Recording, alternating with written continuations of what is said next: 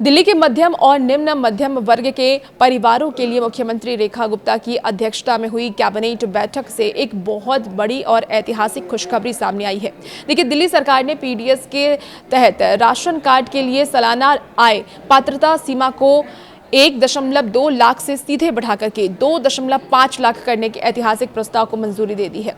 इस बड़े फैसले के बाद अब दिल्ली में रहने वाले लाखों नए परिवारों को मुफ्त और रियायती राशन योजना का सीधा लाभ मिलने वाला है। जी हां, आप सही सुन रहे हैं। इसके साथ ही आपको बता दें कि सरकार राशन वितरण में होने वाली धांधली को रोकने के लिए देश की सबसे आधुनिक सीबीडीसी आधारित स्मार्ट राशन वितरण प्रणाली भी लागू करने जा रही है।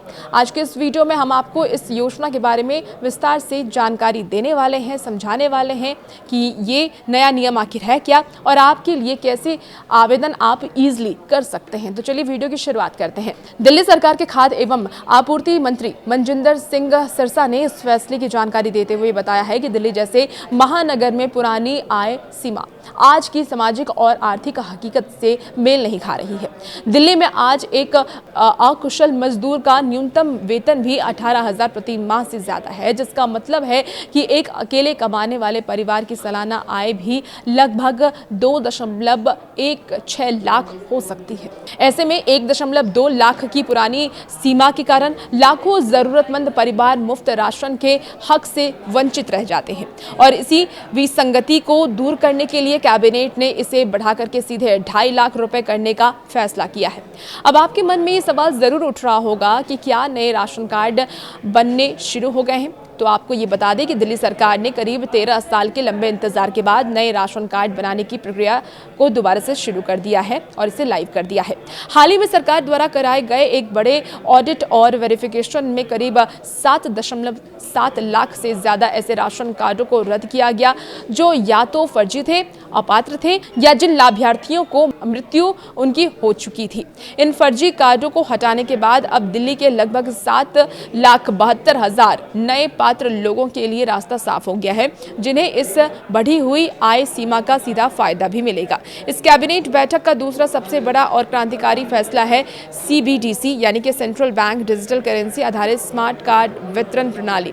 सरकार अब राशन कार्ड की दुकानों पर अनाज के भौतिक वितरण में होने वाले चोरी और तौल की गड़बड़ी को रोकने के लिए सीधे आपके डिजिटल वॉलेट में डिजिटल करेंसी ट्रांसफर करेगी और ये व्यवस्था आम डायरेक्ट बेनिफिट ट्रांसफर यानी कि डीबीटी से बिल्कुल अलग और सुरक्षित होगी। इसके तहत सरकार आपके खाते में जो डिजिटल रुपया भेजेगी वो प्रपोज बॉन्ड होगा, यानी कि उस पैसे का इस्तेमाल आप सिर्फ और सिर्फ सरकारी राशन की दुकान या फिर अधिकृत केंद्रों पर क्यूआर कोड या ओटीपी वेरिफिकेशन के जरिए सिर्फ अनाज खरीदने के लिए ही कर पाएंगे।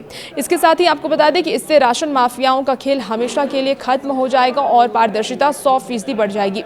अगर आपकी भी पारिवारिक का आय 2.5 लाख तक है और आप दिल्ली के निवासी हैं तो आप घर बैठे बेहद आसान तरीके से इसके लिए ऑनलाइन आवेदन भी कर सकते हैं। इसके लिए आपको दिल्ली सरकार के आधिकारिक डिस्ट्रिक्ट पोर्टल जो वेबसाइट है वो भी आपको डिटेल से बता देती हूँ, e-district.delhi-government.nic.in पर आपको जाना होगा। आवेदन के लिए आपको परिवार के सभी सदस्यों का आधार कार्ड, इसके साथ ही दिल्ली निवास प्रमाण पत्र और आपका नया आय प्रमाण पत्र तैयार रखना होगा। इसके अलावा जो लोग आपके मौजूदा राशन कार्ड में परिवार के नए सदस्यों का नाम जोड़ना चाहते हैं उनके लिए भी ये पोर्टल खोल दिया गया है। दिल्ली सरकार का ये कदम महंगाई के इस दौर के मध्यम वर्ग और आर्थिक रूप से कमजोर परिवारों के लिए एक बहुत बड़ा रक्षा कवच साबित होने वाला है।